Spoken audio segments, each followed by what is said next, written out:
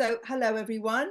Today I'm in conversation with Thierry Villard from Bordeaux. He's going to talk about his virtual exchange journey. But first of all, Thierry, before we get started, please introduce yourself to our listeners. Okay, so hello everyone. I'm Thierry. I work at the Institute of Technology, which is part of Bordeaux University. And I've been doing virtual exchange for maybe now more than 6-7 years, I think. Wow. So Thierry, from what you've told me, you're a language teacher within your institute. I am, And indeed. you are involved in virtual exchanges with water and science.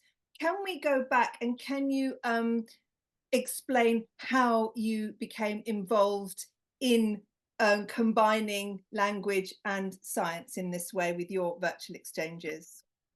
Okay, so it all started because of a personal interest in the question of water supply, water management.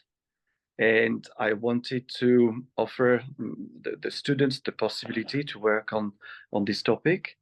But of course, what is my legitimacy as sorry as a teacher? That's good.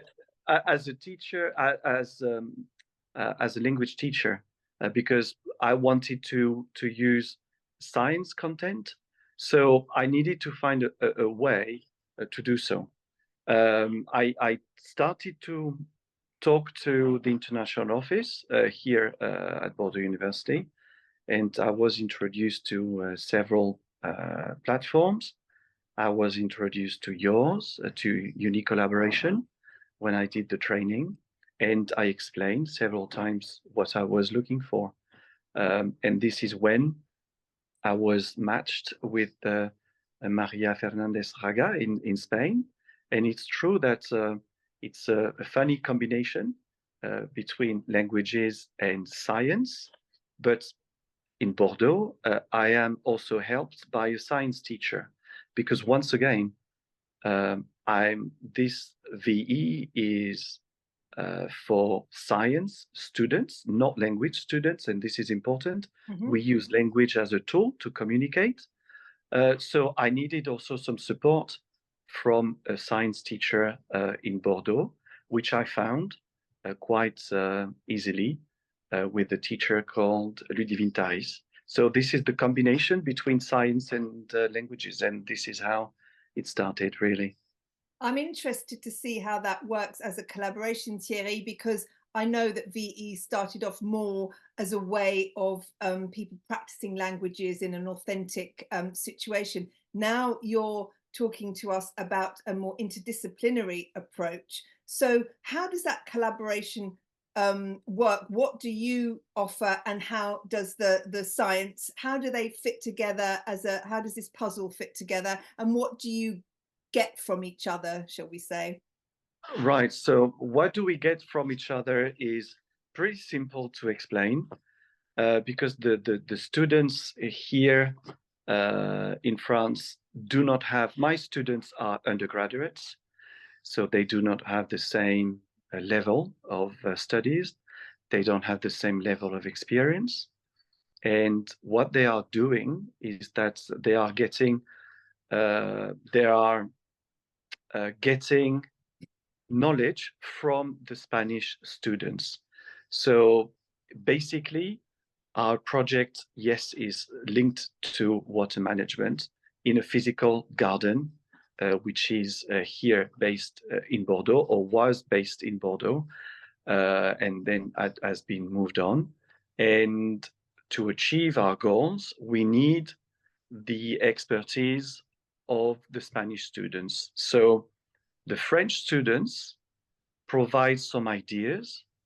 The ideas are sent to Spain, and the Spanish students then provide some feedback on the French ideas. And then the ideas come back to France, and this is a kind of permanent communication between the groups to make the VE evolve.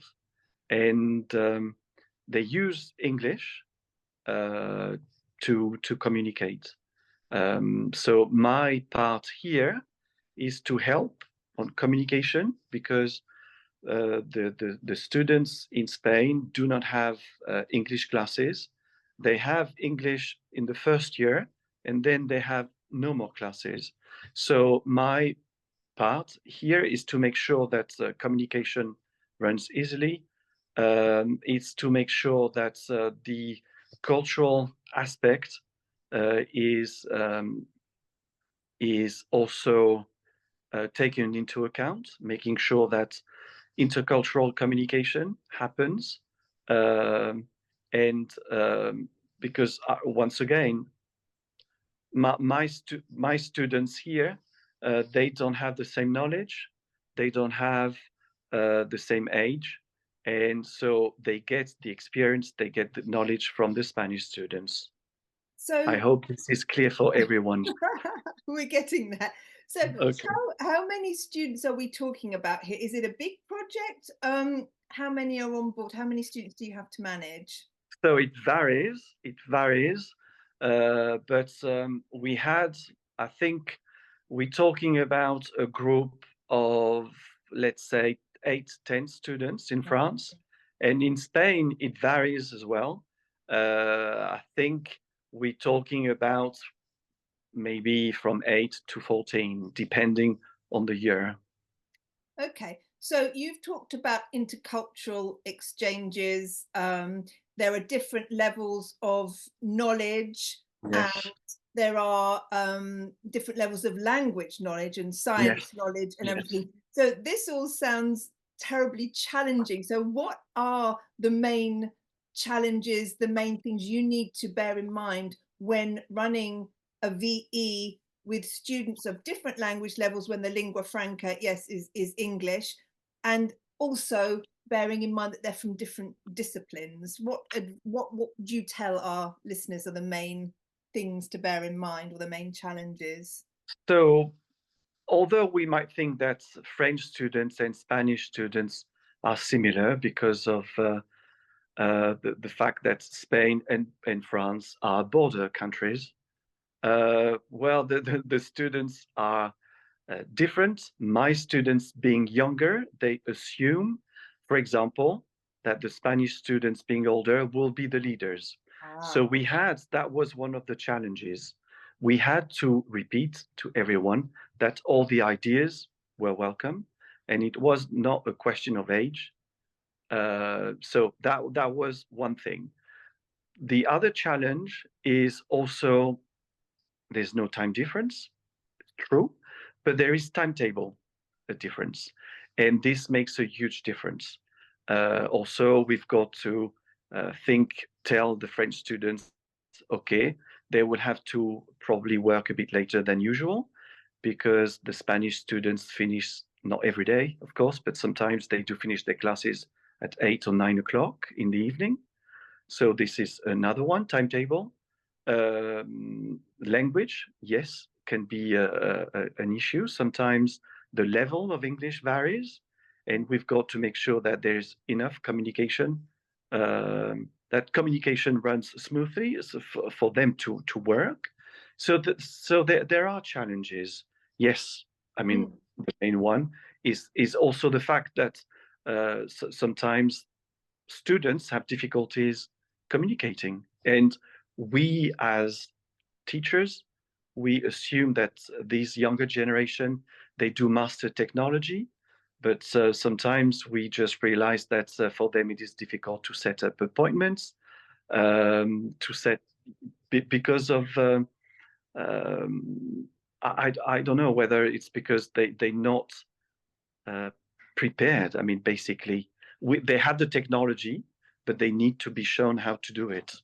Yes, I wanted to talk to you about that, about how much autonomy the students have to organize themselves and how much you have to step in and support them. I'm hearing that they do need support. They, Certain they, things. It sounds to me more like organizational support rather than tech support. What would you say about that? it's a bit of both, really. I mean, with the technology, I mean, we all learn.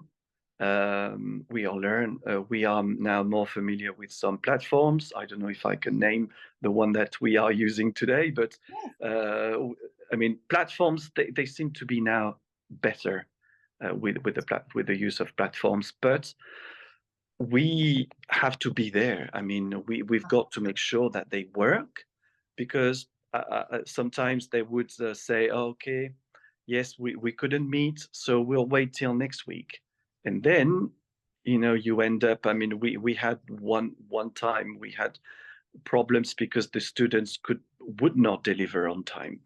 And Sorry, Thierry, to interrupt, but how long is your VE so that I know what timescale we're talking about? Because if they say, oh, we'll do it next week, but obviously yes, limited, so isn't we're it? talking about a period running from depending, but the last year when we did it, it was a period of October to, let's say, April, May.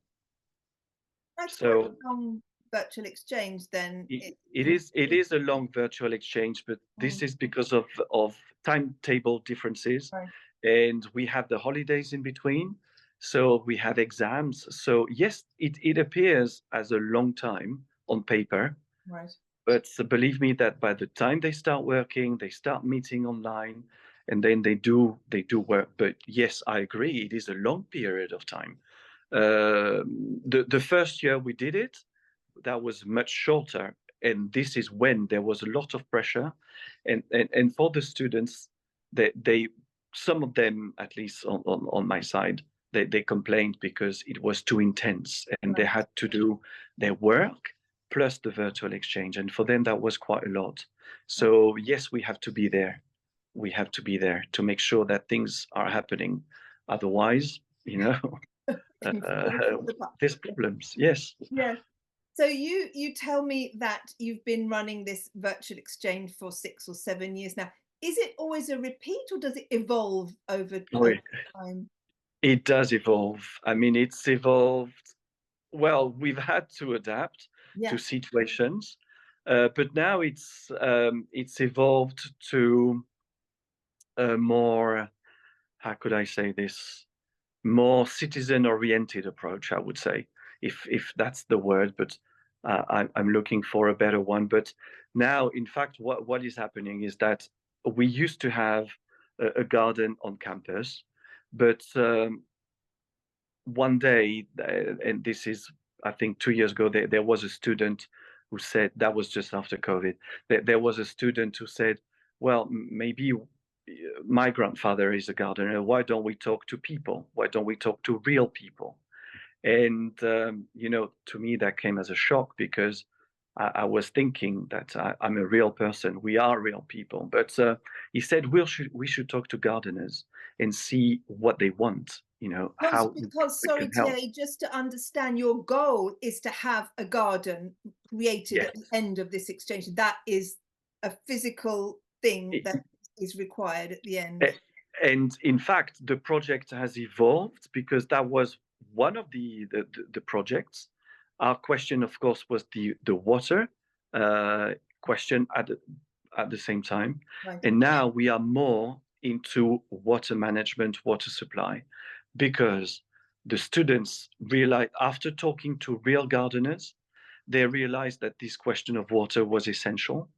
And now, in fact, they are talking to allotments close to the campus. Great. And so they've been outside and talked to people. So they've changed the project totally. I see. And in Spain, what is happening is we would like to have a garden also over there, to be able to compare, for them to have a bit of data, etc. But here on our side, it has much evolved, and it is evolving all the time. I mean, the students are different every year. We are different also every year, because we get more and more experience. And it's true that since this student told us, why don't we go and talk to people, the project has evolved very much. And would it be true to say that the project, when the virtual exchange is finished, does this garden continue into the community, or what happens to it at the end of the virtual exchange? Well, at the end, so uh, of course, having a garden on campus was the first idea. But now, in fact, what we are doing is more helping people who already have gardens. Uh-huh. So there is on the campus, there is now an association helping students to get better aware of sustainability issues. And there are already projects. So what we decided, instead of multiplying projects, we would be helping, because the students have the scientific knowledge. So they come as supports to already existing gardens. Otherwise, because it is too complicated, the garden that we had was on the campus, and our main problem is that in the summertime, the campus is closed for 4 weeks, 5 weeks, I think, 4 weeks in the summer. So no one is there to look after the garden when the garden needs the water that so much. So now we are more supporting others. And so we are supporting local community, yes. I love the idea of supporting the local community, and that the virtual exchange continues into the community, because that's the point really at the end of these things, is Yes, to connect with the yes. community. And So it's connecting various generations also, because as you can imagine, the gardeners here in the allotments, they are pensioners most of the times. So it's good to have all these generations being together, sharing experience. I mean, the student who woke us up, really, he was mentioning his grandfather, etc. I was ever so proud of this. So now we are even mixing generation, which is great. oh, thank you, Thierry, for talking about your virtual exchange and your gardening and sustainability and Yes. community aspects. I wish you all the luck going forward with it, and thank you for your time today. Thank you very much. It was a pleasure.